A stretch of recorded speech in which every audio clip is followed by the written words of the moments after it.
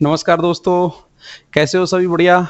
एक बार फिर पाठशाला के ऑनलाइन प्लेटफॉर्म पर मैं विनोद लवानिया आपका हार्दिक स्वागत अभिनंदन करता हूं। जैसा कि आपको पता है, हम लास्ट क्लास में डिस्कस कर रहे थे अल्कोहल की केमिकल प्रॉपर्टी, और उसके बाद हमने डिस्कस किया अल्कोहलों की अम्लीय प्रकृति। अल्कोहल की केमिकल प्रॉपर्टी और अम्लीय प्रकृति के बाद इस चैप्टर के अंदर अल्कोहल के कुछ टर्म्स हैं, कुछ टर्मिनोलॉजी हम यूज करते हैं, शब्दावली जिसको हम बोलते हैं, तो उसको लेकर भी बोर्ड के अंदर कई बार क्वेश्चन बनते हैं। एक नंबर वाले छोटे क्वेश्चन उसमें से आते हैं, तो एक बार हम उनको समझते हैं। अल्कोहल से रिलेटेड शब्दावली हमारी कौन कौन सी है, देखो। परिशुद्ध अल्कोहल। परिशुद्ध अल्कोहल क्या है?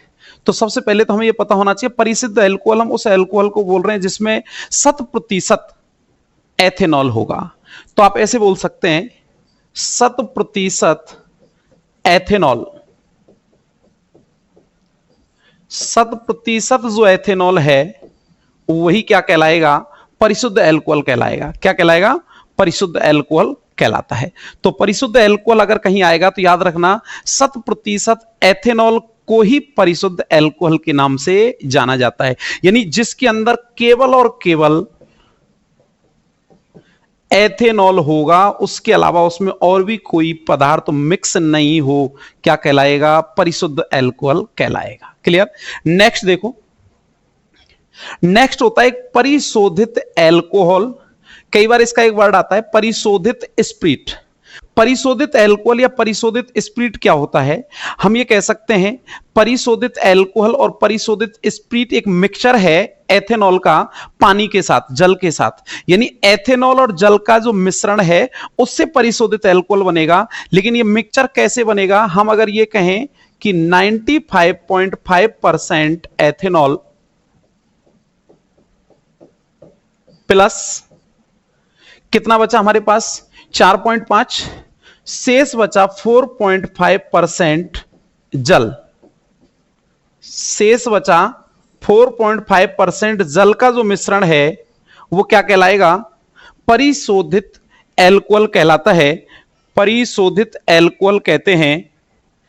ठीक है, तो परिशोधित अल्कोहल क्या होगा? जो एथेनॉल और जल का जो मिश्रण है उसी को हम परिशोधित अल्कोहल के नाम से जानते हैं। तो याद रखना है, अगर हमारे पास 95.5% एथेनॉल और 4.5% जल का मिश्रण है, एथेनॉल बोले तो 95.5% C2H5OH प्लस 4.5% H2O मिक्सचर जो होगा वही किस नाम से जाना गया है? परिशोधित अल्कोहल के नाम से इसको जाना जाता है। ये एक स्थायी ताप पर, स्थायी ताप बोले तो हम ये कह सकते हैं कि 351.2 केल्विन ताप पर, स्थायी ताप कौन सा? 351.2 केल्विन ताप पर ही क्या होता है? आश्वित होता है, होगा। दोबारा से सुने, सबसे पहले तो परिशोधित अल्कोहल क्या था? 95.5% एथेनॉल प्लस 4.5% जल का जो मिक्सचर है वो क्या कहला रहा है? परिशोधित अल्कोहल कहला रहा है। ये मिक्सचर जो है, ये परिशोधित जो अल्कोहल जो होगा, ये एक निश्चित ताप पर, बोले तो एक स्थायी ताप पर 351.2 केल्विन ताप पर ही क्या होगा? आश्वित होगा, यानी इसका आसवन 351.2 केल्विन ताप पर होता है, और कॉफी भाप का उपकरण के अंदर हम ये आसवन कराते हैं। क्लियर? नेक्स्ट देखो, विकृत अल्कोहल कई बार आया हुआ है एग्जाम के अंदर, इंपॉर्टेंट है। विकृत अल्कोहल, देखो नाम से पता लग रहा है विकृत हो गया। अल्कोहल हम जनरली हम यूज कर रहे हैं एथेनॉल, शराब के रूप में जिस अल्कोहल का आप यूज करते हैं वो अल्कोहल होता है एथेनॉल। तो याद रखना, जो एथेनॉल है C2H5OH जो है ये पीने योग्य होता है, पीने योग्य। बोले तो इसका यूज हम किस में करते हैं? शराब में। क्लियर? लेकिन अगर हम ये कहें कि हम विकृत अल्कोहल किसको बोलेंगे? यदि हम इस एथेनॉल में कुछ पदार्थ मिलाएं, जैसे प्रीडीन क्षार मिलाया, या हमने बोला कि हम इसमें मेथेनॉल मिलाएं, या हम इसके अंदर बोले कॉपर सल्फेट मिलाएं, या हम इसमें कुछ रंजक यानी डाइज मिला दें। आप ध्यान से देखें, ये एथेनॉल है, इस एथेनॉल के अंदर हम क्या बोल रहे हैं, हमने विभिन्न प्रकार का पदार्थ, इसमें अलग अलग पदार्थ अगर हम इसमें क्या कर दें, मिक्स कर दें इसके अंदर, किसके अंदर, एथेनॉल के अंदर। देखो एथेनॉल पीने योग्य अल्कोहल है, क्योंकि हम एथेनॉल का यूज किसमें करते हैं, शराब के अंदर करते हैं, क्योंकि विषैली प्रकृति का नहीं होता। क्लियर। लेकिन अगर इसी एथेनॉल में आप क्या डालें, प्रीडीन क्षार, मेथेनॉल, कॉपर सल्फेट या किसी भी रंजक का मिक्सर इसके अंदर अगर हम डाल दें, तो बनने वाला जो अल्कोहल होगा वो क्या होगा, विकृत अल्कोहल होगा, और इसका उपयोग शराब में नहीं किया जाएगा। तो याद रखना है, शराब के अंदर केवल हम एथेनॉल का यूज करते हैं। अगर आपने एथेनॉल में कॉपर सल्फेट, प्रीडीन क्षार, मेथेनॉल या रंजक मिलाया, तो यह मिश्रण जो होता है यह किस नाम से जाना जाता है, विकृत अल्कोहल कहलाता है। और विकृत अल्कोहल जो होता है वो पीने योग्य नहीं रहता। तो कैसे डिफाइन करेंगे आप विकृत अल्कोहल को, बड़ा सीधा सा है, आप बताएंगे एथेनॉल पीने योग्य होता है, यह विषैली प्रकृति का नहीं होता, अतः इसका प्रयोग हम शराब के रूप में करते हैं। लेकिन यदि एथेनॉल में कुछ मात्रा में कॉपर सल्फेट, प्रीडीन क्षार या मेथेनॉल या कोई रंजक मिला दिया जाए, तो यही एथेनॉल जो था, यही एथिल अल्कोहल जो था, अब पीने योग्य नहीं रहेगा, पीने योग्य नहीं रहेगा। बोले तो इसका यूज हम किस में नहीं कर सकेंगे, शराब में। तब इस अल्कोहल का नाम क्या होगा, विकृत अल्कोहल। और इस प्रक्रिया को बोलते हैं अल्कोहल का विकृतीकरण। कई बार एग्जाम में यह आया हुआ है, पूरा टाइटल जो मैंने नीचे डाला है, अल्कोहल का विकृतीकरण क्या है।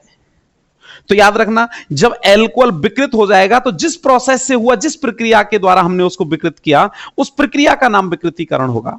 तो याद रखें कैसे एक्सप्लेन करना है। यदि एथेनॉल में कॉपर सल्फेट, प्रीडीन क्षार या मेथेनॉल या कुछ रंजक की मात्रा मिला दी जाए, तो यही एथेनॉल अब पीने योग्य नहीं रहेगा, तब इसको विकृत अल्कोहल के नाम से जानते हैं। और इस पूरी प्रक्रिया को, इस पूरे प्रोसेस को क्या कहेंगे, अल्कोहल का विकृतीकरण। क्लियर। नेक्स्ट देखो, पावर अल्कोहल बहुत इंपॉर्टेंट है। पावर अल्कोहल सबसे ज्यादा आया हुआ ये क्वेश्चन है। पावर अल्कोहल एक मिश्रण है, नाम से पता लग रहा है अल्कोहल तो है, लेकिन ये पावर जो है ये शक्ति के लिए यूज हुआ है, power. Clear.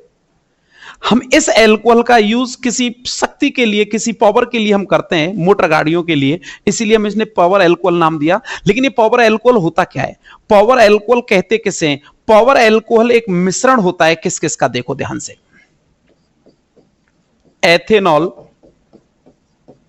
Plus benzene plus petrol plus ether.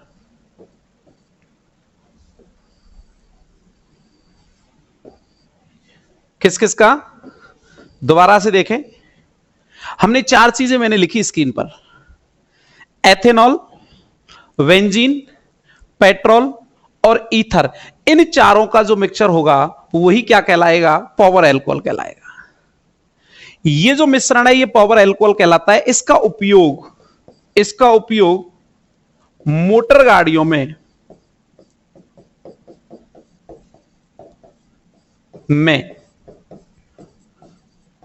Petrol के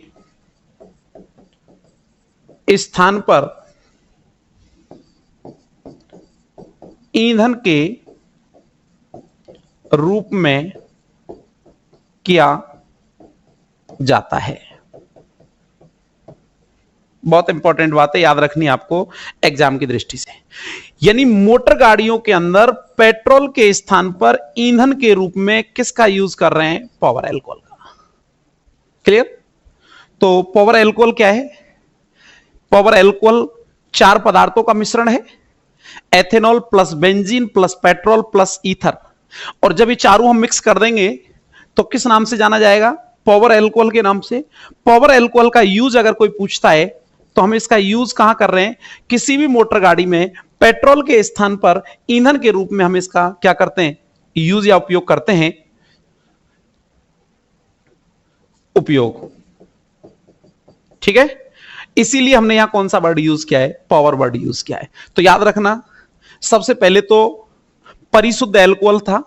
परिशुद्ध एल्कोहल 100% शुद्ध एथेनॉल जो है वही परिशुद्ध एल्कोहल होगा। नाम से पता लग रहा है परिशुद्ध, बिल्कुल प्योर होगा, जिसके अंदर कोई मिलावट नहीं होगी। 100% शुद्ध एथेनॉल ही परिशुद्ध एल्कोहल कहलाएगा। नेक्स्ट आपने पढ़ा विकृत एल्कोहल। एल्कोहल में क्या आ चुकी है? विकृति आ चुकी है। कब आएगी एल्कोहल में विकृति? क्योंकि जिस एल्कोहल को आप शराब में यूज ले रहे हैं वो एथेनॉल है, बेसैला नहीं है, पीने के काम में ले रहे हैं। लेकिन इसी एल्कोहल में, अगर इसी एथेनॉल में आपने कुछ मात्रा में कॉपर सल्फेट मिला दिया, प्रीडीन क्षार मिला दिया, या मेथेनॉल मिला दिया, या कुछ रंजक मिला दिया, तो अब यही एथेनॉल जो था, ये जिसका उपयोग हम शराब में पीने योग्य कर रहे थे, वहीं इस एथेनॉल को अब हम शराब में पीने के लिए प्रयुक्त नहीं कर सकते, क्योंकि ये एल्कोहल कैसा हो गया? विकृत हो गया। और एल्कोहल का विकृत हो जाना ही एल्कोहल का क्या कहला रहा है? विकृतीकरण कहला रहा है। इसीलिए हमने इस प्रोसेस को एल्कोहल का क्या नाम दिया है? विकृतीकरण नाम दिया है। क्लियर? नेक्स्ट, पावर एल्कोहल कितने का मिक्सचर है? Ethanol plus benzene plus petrol plus ether, इन चारों को मिक्स करके जो हमने मिश्रण तैयार किया वो पावर एल्कोहल कहलाया। इस पावर एल्कोहल का मुख्य यूज मोटर गाड़ियों में पेट्रोल के स्थान पर ईंधन के रूप में हम इसका उपयोग कर रहे हैं। पेट्रोल की जगह ईंधन के रूप में प्रयुक्त होने वाला एल्कोहल का जो मिश्रण है वो किस नाम से जाना गया है? पावर एल्कोहल के नाम से जाना गया है। क्लियर? बहुत इंपॉर्टेंट है, याद रखेंगे। क्लियर? नेक्स्ट देखें आप, कास्ट स्प्रिट। अब देखो नाम से पता लग रहा है कास्ट जो है वो हम लकड़ी के लिए यूज करते हैं, और स्प्रिट हम मेथेनॉल के लिए यूज कर रहे हैं। प्रारंभ में हम मेथेनॉल को लकड़ी के भंजक आसवन से प्राप्त, कौन? मेथेनॉल। किसकी बात कर रहे हैं हम? मेथेनॉल की। यानी मेथेनॉल को प्रारंभ में औद्योगिक स्तर पर भी हम लकड़ी के भंजक आसवन से प्राप्त करते थे, क्योंकि हमने मेथेनॉल को कहां से प्राप्त किया? लकड़ी से, यानी काष्ठ से। इसीलिए कास्ट स्प्रिट किसको कहा गया? मेथेनॉल। तो कास्ट स्प्रिट कौन है? मेथेनॉल। क्यों है? रीजन पूछ ले, क्योंकि प्रारंभ में मेथेनॉल कहां से प्राप्त होता था? लकड़ी का भंजक आसवन किया जाता था, जिससे हमें मेथेनॉल प्राप्त हम करते थे इस मेथड से। और लकड़ी से प्राप्त होने के कारण, लकड़ी के भंजक आसवन से प्राप्त होने के कारण ही इस मेथेनॉल को किस नाम से जाना गया? कास्ट स्प्रिट के नाम से जाना गया। क्लियर? लेकिन आजकल ऐसा नहीं होता। आजकल औद्योगिक स्तर पर, इंडस्ट्रियल लेवल पर मेथेनॉल को कार्बन मोनोऑक्साइड के हाइड्रोजनीकरण के द्वारा बड़े स्तर पर तैयार किया जाता है। हम जेडेनो और Cr2O3 की उपस्थिति में लगभग 573 से 673 केल्विन ताप पर, 573 से 673 केल्विन ताप पर और लगभग 300 वायुमंडलीय दाब पर अगर हाइड्रोजनीकरण कराएं, किसका? कार्बन मोनोऑक्साइड का, तो हमें क्या प्राप्त हो जाता है? मेथेनॉल। तो याद रखना, मेथेनॉल को कास्ट स्प्रिट क्यों कहा? क्योंकि प्रारंभिक समय में मेथेनॉल को हम केवल किससे प्राप्त करते थे? लकड़ी के भंजक आसवन से प्राप्त करते थे, और लकड़ी से प्राप्त हुआ, इसलिए लकड़ी के लिए हमने कौन सा वर्ड यूज किया? कास्ट। तो याद रखना है, कास्ट स्प्रिट जो है वो मेथेनॉल का ही रूढ़ नाम है। और रूढ़ नामों के बारे में आप जानते हो, किसी भी ऑर्गेनिक कंपाउंड का नाम यदि उसके सोर्स के आधार पर, उसकी उत्पत्ति के आधार पर, उसके किसी विशेष गुण के आधार पर दिया जाएगा, तो वो उसका कौन सा नाम कहलाएगा? रूढ़ नाम कहलाएगा। जैसे आप याद करो, आपने यूरिया क्यों कहा? यूरिन से मिला। मार्स यानी दलदल से प्राप्त हुई मार्स गैस। एसीटम यानी सिरका से प्राप्त हुआ एसीटिक अम्ल। ऑक्जेलिस यानी ऑक्जेलियस पौधे से प्राप्त हुआ ऑक्जेलिक अम्ल।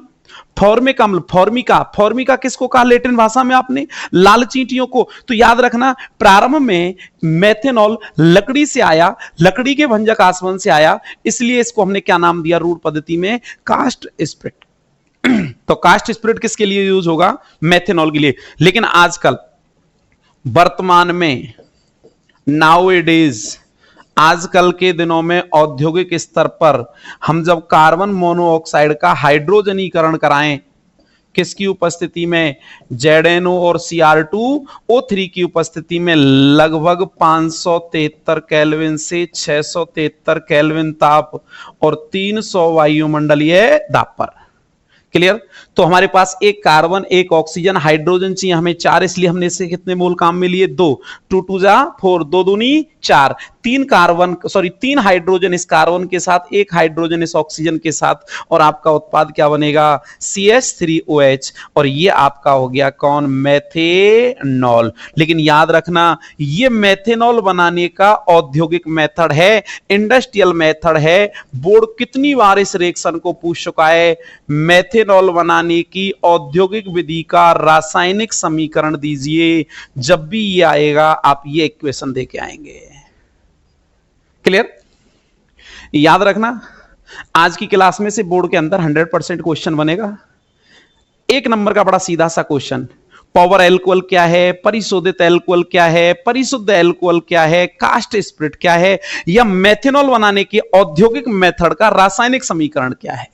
क्लियर। तो याद रखेंगे कास्ट स्पिरिट किसको कहा, मेथेनॉल को कहा। रीजन पूछा जाए क्यों कहा गया तो आप लिख देंगे बिकॉज प्रारंभ में हमने इसको कहां से प्राप्त किया था, लकड़ी के भंजक आसवन से, इसीलिए हमने इसको नाम क्या दिया, कास्ट स्पिरिट। लेकिन वर्तमान में आजकल नाउ ए डेज इंडस्ट्रियल लेवल पर, औद्योगिक स्तर पर, औद्योगिक विधि में मेथेनॉल को कार्बन मोनोऑक्साइड के हाइड्रोजनीकरण से निम्न परिस्थितियों में हम किसका निर्माण कर लेते हैं, मेथेनॉल का। और यह मेथेनॉल बनाने की औद्योगिक विधि होती है, इंडस्ट्रियल मेथड के नाम से इसको एग्जाम के अंदर पूछा जाता है। क्लियर।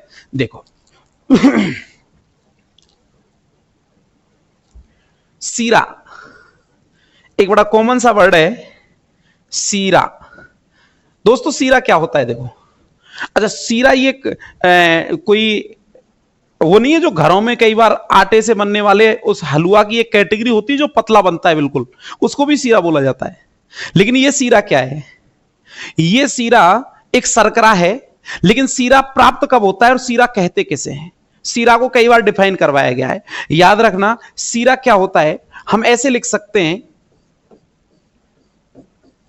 गन्ने के रस से चीनी के क्रिस्टलीकरण के बाद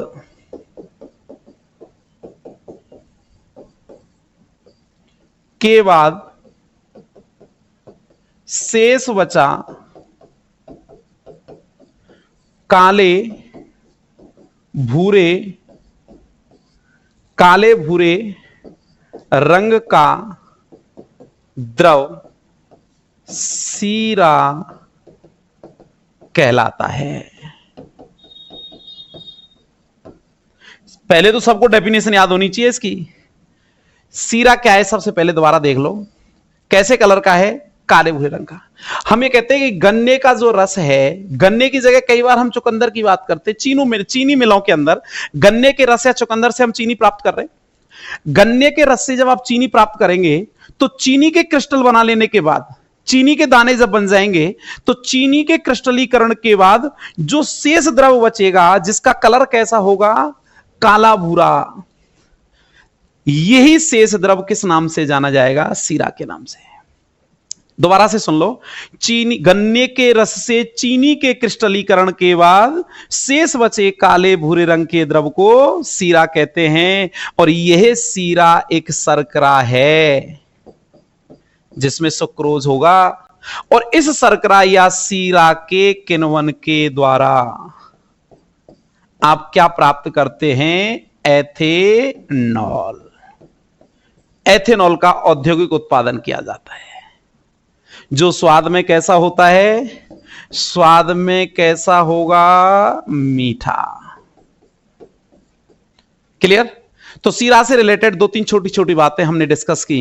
क्या होता है दोबारा से समझ लें। सीरा क्या है, हम जब गन्ने के रस से चीनी का उत्पादन जब करेंगे तो गन्ने के रस से चीनी के क्रिस्टलीकरण के बाद जो द्रव शेष बचेगा जिसका कलर कैसा होगा, काला भूरा, और स्वाद कैसा होगा, मीठा, क्या कहलाएगा, सीरा, जो कि एक प्रकार की क्या है, शर्करा है। इसके अंदर कौन है, सुक्रोज है। और इस शर्करा का जब आप क्या कराएंगे, किण्वन, तो किण्वन के द्वारा आपको क्या प्राप्त होगा, एथेनॉल। और कौन सी गैस बाहर निकलती है, CO2 गैस बाहर निकलेगी।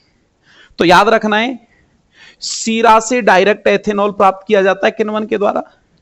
इसके अलावा एथेनॉल जो होता है वो हम इस शर्करा के अलावा अंगूर शर्करा से भी एथेनॉल हम प्राप्त करते हैं, अंगूर शर्करा से। अच्छा, अंगूर शर्करा से एथेनॉल कैसे प्राप्त होगा? जैसे हम कह रहे हैं कि सीरा का हमने क्या किया, किण्वन किया, और किण्वन करा के क्या करा दें, एथेनॉल प्राप्त कर लेंगे, CO2। ऐसे ही जो अंगूर होता है, समझे ना, अंगूर जो है, मैंने कहा ये अंगूर है, ये इसके अंदर ये शर्करा है। जैसे जैसे अंगूर पकता है, अंगूर के अंदर शर्करा की मात्रा बढ़ती जाएगी, और अंगूर की जो ऊपर की लेयर होगी, जो सतह होगी, उसमें यीस्ट एंजाइम का निर्माण होगा। इसकी सतह पर कौन है? ये अंगूर था, इसकी सतह पर एंजाइम बन रहे हैं। इसके अंदर कौन है? इसके अंदर शर्करा है। क्लियर? ये कौन है? ये अंगूर है। क्लियर? अब क्या होगा, जब ये अंगूर पकेगा तो इसके अंदर शर्करा की मात्रा बढ़ेगी, इसकी लेयर पर यीस्ट एंजाइम का निर्माण हो रहा है। क्लियर? लेकिन जैसे अंगूर की सतह टूटेगी, जब इस अंगूर को सड़ाया या गलाया जाएगा, तो ये सतह जब टूटेगी तो इस सतह में उपस्थित कौन? एंजाइम, और इसके अंदर कौन? शर्करा।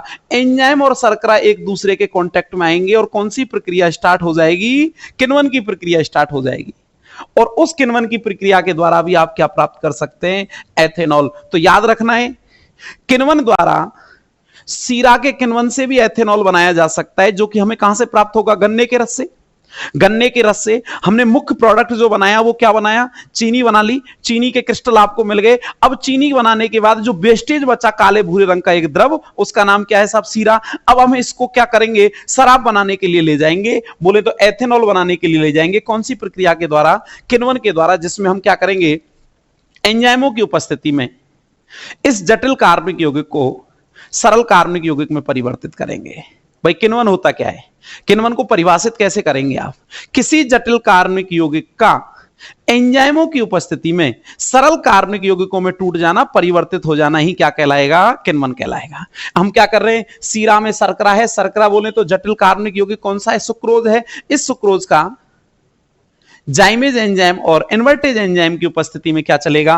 किण्वन चलेगा, और उस किण्वन से हमें क्या प्राप्त हो जाएगा? एथेनॉल। उसी तरह कई बार वो पूछ लेता है, अंगूर शर्करा के किण्वन से भी एथेनॉल प्राप्त किया जा सकता है, क्योंकि पके हुए अंगूर में शर्करा की मात्रा बढ़ जाती है और उसकी लेयर पर एक यीस्ट एंजाइम का निर्माण हो जाता है। जब इस अंगूर को सड़ाएंगे या गलाएंगे तो इस अंगूर के ऊपर की लेयर टूटेगी। ये लेयर जब टूटेगी तो इसकी लेयर में उपस्थित जो एंजाइम है वो शर्करा के कॉन्टेक्ट में आएगा, और कौन सी प्रक्रिया स्टार्ट हो जाएगी? किण्वन की। और उस किण्वन की प्रक्रिया के द्वारा आप क्या प्राप्त कर लेंगे? एथेनॉल। क्लियर? तो सीरा क्या है? गन्ने के रस से चीनी के क्रिस्टलीकरण के बाद जो द्रव शेष बचा काले भूरे रंग का, उसी का नाम क्या था? सीरा। जो स्वाद में मीठा होता है, जो एक प्रकार की क्या होती है? शर्करा होती है।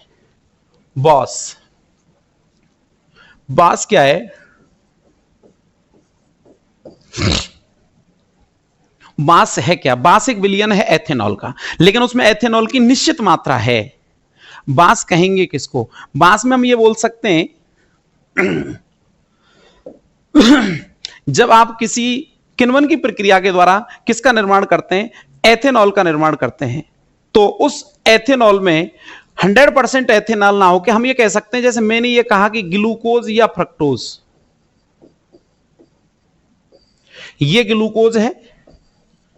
इस ग्लूकोज का मैंने किण्वन की प्रक्रिया किसके द्वारा? जाइमेज के द्वारा। कौन से एंजाइम की उपस्थिति में? जाइमेज एंजाइम की उपस्थिति में। और ये एंजाइम किस में उपस्थित है? ऐसे लिख देता हूं मैं, खमीर में उपस्थित एंजाइम। कौन सा? जाइमेज। क्लियर? इधर ये कौन है? ये ग्लूकोज। तो खमीर में उपस्थित जो जाइमेज एंजाइम है, ये इस ग्लूकोज को किण्वन के द्वारा एथेनॉल में परिवर्तित करेगा। बोले तो यहां क्या बनाएगा? ये यहां हमें एथेनॉल प्राप्त होगा, संग में CO2 गैस निकलेगी। मैं ऊपर लिख देता हूं, CO2 गैस बाहर निकलेगी। ये जो एथेनॉल बना, इस एथेनॉल में, इस विलयन में लगभग 10 से 15% एथेनॉल होता है। केवल कितना? 10 से 15% एथेनॉल। और ये 10 से 15% जो एथेनॉल है, यही विलयन क्या कहलाता है? वास कहलाता है। दोबारा से देख लो एक बार, वास क्या है, रटना नहीं है। जब आप ग्लूकोज या फ्रक्टोज का जाइमेज एंजाइम की उपस्थिति में क्या कराते हैं? किण्वन कराते हैं। तो किण्वन से प्राप्त जो विलयन होगा, उस विलयन में कितना एथेनॉल होगा? एथेनॉल कितना होगा? 10 से 15%। और 10 से 15% एथेनॉल वाला यही विलयन किस नाम से जाना जाएगा? यही विलयन किस नाम से जाना जाएगा? बास के नाम से जाना जाएगा। ठीक है, अगर हम रिएक्शन देखें तो आपको क्या करना है? ग्लूकोज को जाइमेज एंजाइम की उपस्थिति में एथेनॉल में परिवर्तित करना है। किसकी उपस्थिति में? जाइमेज एंजाइम की उपस्थिति में। और ये जो एंजाइम है, ये किस में पाया जाता है? ये एंजाइम किस में उपस्थित है? ये एंजाइम है वही खमीर के अंदर उपस्थित है। ठीक है, तो मैं ऐसे लिख सकता हूं, देखना, मैं रिएक्शन ऐसे लिख सकता हूं इसकी। हमने कहा ग्लूकोज C6H12O6 ग्लूकोज किण्वन करा रहे हैं किसकी उपस्थिति में? जाइमेज एंजाइम। कितने अणु बनेंगे एथेनॉल के? 2C2H5OH प्लस हमारे पास टोटल कार्बन कितने? 6। 2 अणु एल्कोहल बने, 2 दूनी 4, 2 कार्बन बचे हुए, तो 2 कार्बन किस रूप में? CO2 के रूप में। और ये जो एथेनॉल बना, इस एथेनॉल में, इस विलयन में एथेनॉल कितना है? 10 से 15%। और यही मिश्रण क्या कहला रहा है? यही विलयन क्या कहला रहा है? बास कहला रहा है। क्लियर? तो याद रहेगा वास क्या है, एक बार पूरे देख लो कंप्लीट। वास किसको कह रहे हैं? वास जो है वो ग्लूकोज या फ्रक्टोज का जब आप जाइमेज एंजाइम की उपस्थिति में क्या कराते हैं? किण्वन कराते हैं, तो जो विलयन हमें प्राप्त होगा, जो विलयन हमें प्राप्त होगा, उस विलयन में 10 से 15% कौन होगा? एथेनॉल होगा। और 10 से 15% एथेनॉल वाला यही विलयन किस नाम से जाना जाएगा? बॉस के नाम से जाना जाएगा। आप इसके अगर केमिकल इक्वेशन देखें तो आपने क्या किया? ग्लूकोज लिया जिसका जाइमेज एंजाइम की उपस्थिति में क्या हो रहा है? ये किण्वन। और हमें क्या प्राप्त हो रहा है? एथेनॉल का विलयन प्राप्त हुआ जिसमें एथेनॉल की मात्रा 10 से 15%। और इसी विलयन को सॉल्यूशन का क्या नाम दे दिया हमने? बास। तो याद रह जाएगा। किण्वन क्या है? बार बार आ रहा है किण्वन। किण्वन को परिभाषित कैसे करेंगे? याद रखना, किण्वन बड़ा सिंपल है परिभाषित करना। हम सीधा सीधा बोलेंगे ये कौन है? ग्लूकोज है। और ये किस में टूट रहा है? एल्कोहल में। ग्लूकोज कैसा है? एक जटिल यौगिक है जो किस में टूट रहा है? एक सरल यौगिक में। किसकी उपस्थिति में? एंजाइम की में। प्रक्रिया क्या कहलाएगी? किण्वन। ठीक है, तो क्या बोलेंगे? किसी भी जटिल कार्बनिक यौगिक का एंजाइम की उपस्थिति में सरल कार्बनिक यौगिक में परिवर्तित हो जाना ही क्या कहलाता है? किण्वन कहलाता है। तो बास भी ग्लूकोज के किण्वन से जाइमेज की उपस्थिति में प्राप्त होने वाले विलयन में एथेनॉल जो है वो 10 से 15% है। इसी विलयन को आपने क्या नाम दिया है? बास नाम दिया है। क्लियर? नेक्स्ट देखते हैं। नेक्स्ट जो टॉपिक है वह है सैकरीकरण। देखो सैकरीकरण क्या है? सैकरीकरण कहते किसे? सैकरीकरण एक प्रक्रिया है और उस प्रक्रिया को हम सैकरीकरण को डिफाइन किस तरीके से करेंगे? सैकरीकरण की प्रक्रिया कैसे डिफाइन की जाएगी? हम ये कह सकते हैं कि जब हमने शर्करा से एथेनॉल प्राप्त किया किण्वन के द्वारा, इसी प्रक्रिया को अगर हम सुक्रोज के स्थान पर स्टार्च से करें तो देखो सैकरीकरण को ऐसे डिफाइन करें कि हमने क्या किया? स्टार्च लिया, ये स्टार्च है, ओके, और इस स्टार्च का डायस्टेज एंजाइम है, डायस्टेज एंजाइम। ठीक है, और इसको हम किस में परिवर्तित कर दें? माल्टोज में। तो देखो सैकरीकरण प्रक्रिया को समझो, स्टार्च को किस में कन्वर्ट किया जा रहा है? माल्टोज में। किसकी उपस्थिति में? Diastase enzyme. तो ये कंप्लीट जो प्रक्रिया है यही क्या कहलाएगी? सैकरीकरण। बात समझ में आ रही है? दोबारा से समझो, स्टार्च, अब स्टार्च के रूप में कोई भी हो सकता है, आपके पास आलू हो सकता है, चावल हो सकता है, स्टार्च का कोई भी अन्य स्रोत हो सकते हैं, स्टार्च के कोई भी अन्य स्रोत। उस स्टार्च युक्त जो पदार्थ है उसका हम किसके, डायस्टेज एंजाइम की उपस्थिति में उसको किस में कन्वर्ट कर रहे हैं, माल्टोज में। इस पूरी प्रक्रिया को किसके नाम से जाना गया है, तो सैकरीकरण क्या है, एक प्रक्रिया है, प्रोसेस है एक। कौन सा प्रोसेस, जिस प्रोसेस के द्वारा आप स्टार्च को माल्टोज में किसके थ्रू, डायस्टेज एंजाइम के थ्रू परिवर्तित करेंगे, उस प्रोसेस का नाम क्या होगा, सैकरीकरण होगा। बात समझ में आ रही है? सैकरीकरण को कैसे डिफाइन करेंगे, डायस्टेज एंजाइम की उपस्थिति में स्टार्च का माल्टोज में परिवर्तित होना ही क्या कहलाता है, सैकरीकरण कहलाता है। क्लियर? देख लेंगे, डायस्टेज एंजाइम की उपस्थिति में स्टार्च का माल्टोज में परिवर्तित होना क्या कहलाता है, सैकरीकरण। और स्टार्च के रूप में हम स्टार्च के किसी भी सोर्स का प्रयोग कर सकते हैं।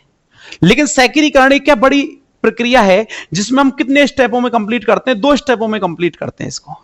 सबसे पहले हम क्या करते हैं, स्टार्च को माल्टोज में कन्वर्ट करने के लिए हम इस सैकरीकरण के 2 स्टेप बनाते हैं।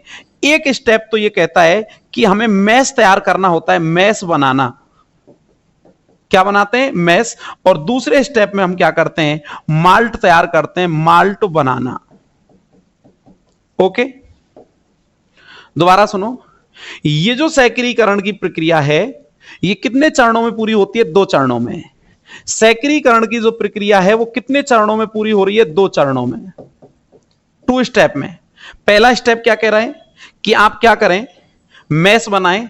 दूसरा स्टेप क्या कह रहा है, आप क्या बनाएंगे, माल्ट बनाएंगे, माल्ट तैयार करेंगे। अब मैस क्या है और माल्ट क्या है, यह भी आपको पता होना चाहिए भाई। सैकरीकरण अगर हम पढ़ रहे हैं तो सैकरीकरण में हम सीधा सीधा बोल रहे हैं कि हम किसी भी स्टार्च के सोर्स को या स्टार्च युक्त पदार्थ को डायस्टेज एंजाइम की उपस्थिति में जब माल्टोज में परिवर्तित कर देते हैं तो इस पूरे प्रोसेस का नाम क्या हो जाता है, सैकरीकरण। यह कंप्लीट प्रोसेस कितने चरणों में पूरा होता है, 2 चरणों में, जिसमें पहला चरण हमारा क्या होता है, हम मैस तैयार करते हैं। दूसरे चरण में हम क्या होता है, माल्ट तैयार करते हैं।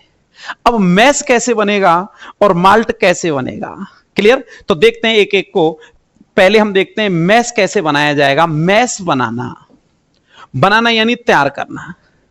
मैस बनाने के लिए सबसे पहले हमारे पास कोई ऐसे पदार्थ होने चाहिए जो स्टार्च युक्त पदार्थ हों, कोई भी पदार्थ। देखो, मैस बनाने का बड़ा सिंपल सा तरीका है, स्टार्च युक्त पदार्थ लिया, कोई भी स्टार्च युक्त पदार्थ, जौ, आलू, चावल, जो भी आपके पास थे, इस स्टार्च युक्त पदार्थ को छोटे छोटे टुकड़ों में तोड़ते हैं। क्लियर? छोटे छोटे टुकड़ों में तोड़ लिया, ठीक है। छोटे छोटे टुकड़ों में इसको तोड़ने के बाद आप क्या करेंगे, इसको भाप के साथ, किसके साथ, भाप के साथ क्या कर रहे हैं, गर्म कर रहे हैं। और गर्म करने के बाद इसका जलीय विलयन बना लिया। क्या बना लिया, जलीय विलयन। ये जो जलीय विलयन जब बनेगा तो हमें दूधिया रंग का पेस्ट या लेई प्राप्त हो जाएगी। दूधिया रंग का पेस्ट या लेई प्राप्त होगी, जिसमें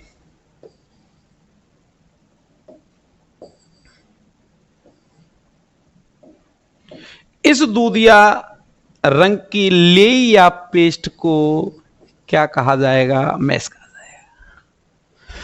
जाएगा। रटना कुछ भी नहीं है, आपको तो केवल प्रोसेस पता होना चाहिए मैस क्या है। यानी मैस जो है ना वो स्टार्च युक्त एक पदार्थ है जिसमें स्टार्च की प्रचुर मात्रा है। हम ये बोल सकते हैं इसके अंदर स्टार्च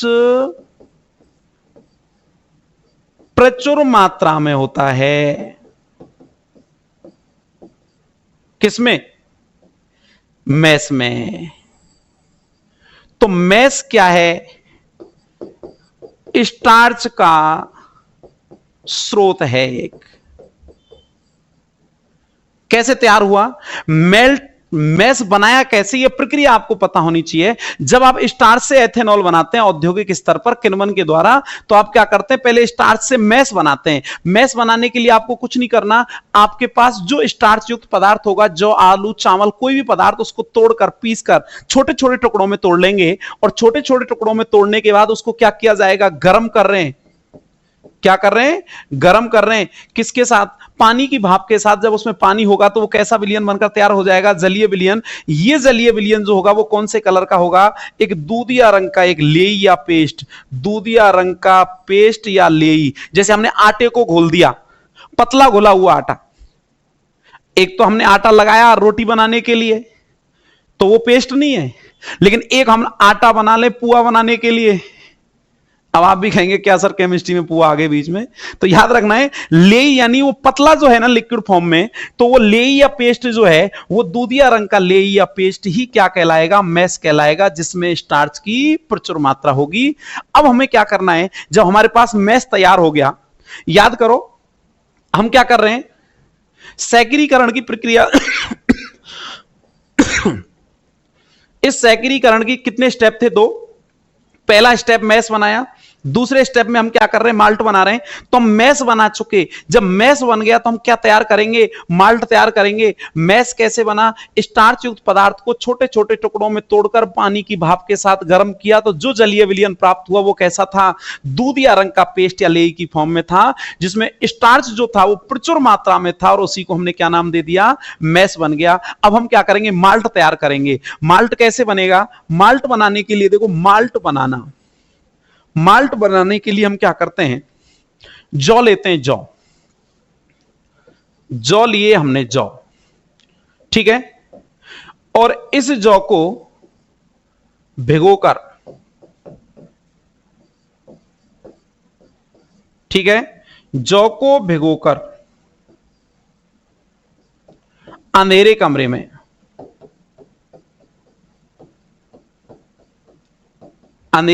में, जौ जो होगा उसको भिगोएंगे और उसको अंधेरे कमरे में लगभग 2 से 88 केल्विन ताप पर, ठीक है। और 2 से 88 केल्विन ताप पर रखने के बाद 2 से 3 दिन रख दिया। जब इसको अंधेरे कमरे में 2 से 88 केल्विन ताप पर हम 2-3 दिन के लिए रखेंगे, तो ये जो जौ होगा ना, भीगा हुआ जो जौ है, ये क्या होगा? अंकुरित होने लगेगा। अंकुरित होने लगेगा तो हमने क्या लिखा कि जौ कैसा हो गया? अंकुरित जौ। अंकुरित जो जौ हुआ, इस अंकुरित जौ को क्या करेंगे? पीस लिया जाएगा। पीस कर जलीय विलयन बना लेंगे। और जलीय विलयन जो बनेगा, इस जलीय विलयन को छानते हैं, तो प्राप्त जो छनित है,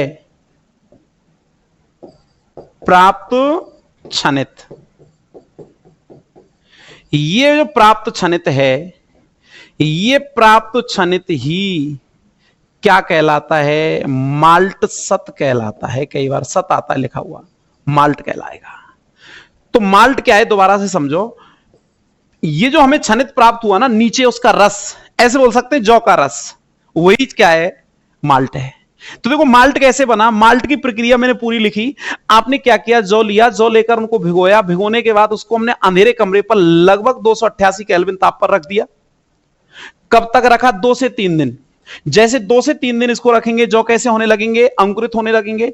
जब ये जौ अंकुरित हो जाएगा तो हम इसको क्या करेंगे? पीसेंगे, और पीस कर इसका जलीय विलयन बनाएंगे। अब क्या करेंगे? कपड़े का छन्ना लगा के छाना, छनित नीचे आ जाएगा, अपशिष्ट पदार्थ उस छन्ने के ऊपर होगा। जो छनित हमें प्राप्त होगा उस छनित में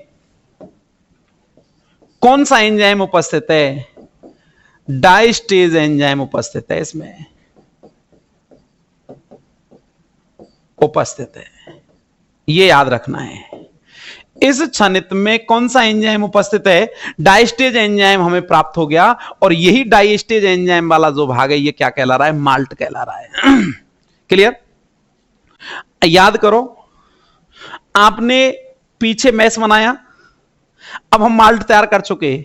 मैस जो बना उसमें क्या था? उसमें 100% स्टार्च था, क्योंकि आपने स्टार्च युक्त पदार्थ को पीसा, छोटे छोटे टुकड़ों में तोड़ा, तोड़ने के बाद उसको पानी की भाप के साथ गर्म किया, गर्म करने के बाद जलीय विलयन बनाया, और जो दूधिया रंग का लेई या पेस्ट बनकर तैयार हुआ उसका नाम क्या था? मैस था, जिसमें 100% क्या था? प्रचुर मात्रा में क्या था? स्टार्च था, बहुत अधिक मात्रा में स्टार्च था। इधर हम क्या तैयार कर रहे हैं? माल्ट तैयार कर रहे हैं। माल्ट तैयार करने में हमने क्या किया कि हमने जौ लिए, जौ को भिगो के अंधेरे कमरे पर 288 केल्विन ताप पर 2 से 3 दिन के लिए रखा, और वो जौ कैसा हो गया? अंकुरित हो गया। ये अंकुरित जौ जब पीस कर जलीय विलयन बनाया गया तो इसको छानते हैं। छानने पर क्या होगा? जो प्राप्त छनित होगा उसमें कौन होगा? डाइस्टेज एंजाइम होगा, जिसको हमने क्या नाम दिया है? माल्ट। अब देखो, एक पात्र में मैस आ चुका है, दूधिया रंग का लेई या पेस्ट। दूसरे पात्र में छनित के रूप में क्या आ चुका है? माल्ट आ चुका है, जिसमें कौन है? Diastase enzyme. तो मैं ऐसे कह सकता हूं, देखो ऐसे समझो इसको, कि मैंने कहा कि आप पहले इस पात्र में ये जो दूधिया रंग का पेस्ट था ये कौन था? ये मैस था, ठीक, जिसमें कौन है? बोले हम डायरेक्ट स्टार्च है। और अब दूसरे पात्र में क्या हुआ है? इसमें इस पात्र में क्या आ चुका है? बोलो, इसमें माल्ट आ चुका है, जिसमें कौन है? डाइस्टेज एंजाइम है, ठीक है। अब हम क्या कर रहे हैं? इसमें कौन है? देखो ध्यान से, इसमें स्टार्च है, इसमें कौन है? डाइस्टेज बोले तो कौन है? एंजाइम। और जब इन दोनों को इस पात्र में मिला देंगे तो किसकी प्रक्रिया शुरू हो जाएगी? किण्वन प्रक्रिया शुरू। और जब ये किण्वन की प्रक्रिया चलेगी तो ये स्टार्च जो है वो इस डाइस्टेज एंजाइम की उपस्थिति में किसमें परिवर्तित हो जाएगा? ये माल्टोज में परिवर्तित हो जाएगा। और हमारा प्रोसेस यही था कि स्टार्च को डाइस्टेज एंजाइम की उपस्थिति में माल्टोज में परिवर्तित करने की प्रक्रिया क्या कहला रही है? सैकरीकरण। तो इस पूरी प्रक्रिया को अगर मैं रिएक्शन के रूप में लिखूं तो मैं ऐसे लिख सकता हूं। आपको यह पता होना चाहिए कि जो स्टार्च होता है, स्टार्च का फॉर्मूला क्या होता है? C6H10O5 का होल एन। क्या होता है? C6H10O5 का होल एन। कितने मोल काम में लिए? 2। और नाम क्या है इसका? स्टार्च। क्या करा रहे हैं? जल अपघटन NH2O in presence of diastase enzyme. Okay, ये लो, क्या होगा? 6 दूनी 12, 10 दूनी 20 और 2 22, 5 दूनी 10 और 1 11 एन मोल C12H22O11 और नाम है क्या? माल्टोज। और जैसे माल्टोज प्राप्त होगा आपकी कौन सी प्रक्रिया? सैकरीकरण की प्रक्रिया कंप्लीट हो गई। देखो, आपने जो काम स्टार्ट किया वो हो गया। इधर तो क्या है? स्टार्च। इधर कौन है? माल्टोज। उपस्थिति किसकी है? किसकी है? डाइस्टेज एंजाइम की। तो हम क्या बोल रहे हैं? इस स्टार्च का माल्टोज में परिवर्तित होना किसकी उपस्थिति में? किसकी उपस्थिति में? डाइस्टेज एंजाइम की उपस्थिति में। प्रक्रिया क्या कहलाएगी? सैकरीकरण। कौन सी प्रक्रिया है? सैकरीकरण, जो कि कितने स्टेपों में हुई? 2। एक स्टेप में आपने मैस बनाया और दूसरे स्टेप में आपने माल्ट बनाया। माल्ट में एंजाइम की प्रचुर मात्रा, मैस में स्टार्च की प्रचुर मात्रा। क्लियर? तो आज बड़ा ये इंटरेस्टिंग ये शब्दावली थी, एल्कोहल की दृष्टि से ध्यान रखना, बड़ी इंपॉर्टेंट और इंटरेस्टिंग। तो याद रखेंगे, ये शब्दावली बोर्ड के अंदर कई बार पूछी जाती है। तो आज हमने एल्कोहल से रिलेटेड कुछ शब्दावली हमने देखी। एक एल्कोहल से रिलेटेड कई बार प्रतिहिम के रूप में प्राप्त होने वाला एग्जाम्पल भी पूछा जाता है। तो हम ये कह सकते हैं जो एथिलीन ग्लाइकोल जो है इसका उपयोग हम मोटर गाड़ियों के रेडिएटरों में प्रतिहिम के रूप में भी करते हैं। तो ये हमारा एल्कोहल से रिलेटेड जो टॉपिक था, पोर्शन था, वो कंप्लीट हुआ। क्लियर? तो आज के लिए इतना ही, मिलते हैं आपको नेक्स्ट क्लास में नेक्स्ट टॉपिक के साथ, और तब तक के लिए बहुत बहुत धन्यवाद। जय हिंद, जय भारत।